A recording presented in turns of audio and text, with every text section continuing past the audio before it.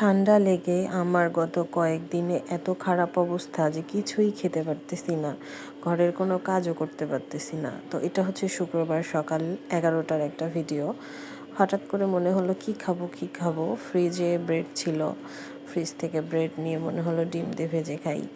পরে রান্নাঘরটাকে একটু মানুষের কাজ করার মতন উপযোগী করলাম, কারণ যেহেতু আমি কয়েকদিনই একদমই উঠতে পারি না, কোনো কাজই করতে পারি না, খুবই খারাপ অবস্থা হয়েছিল।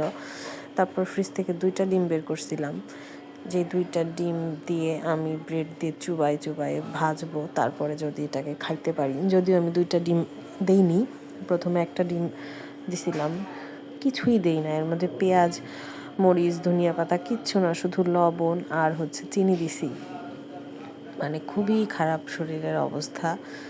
তারপরে এই যে আমার বিখ্যাত কালো কড়াইটা, এখানে আমি অল্প করে তেল দিয়ে 2টা করে ভাজছি। যদিও সব ব্রেডগুলো কিন্তু আমি একা খাইনি, আমি আর আমার ছেলে খাইছিলাম।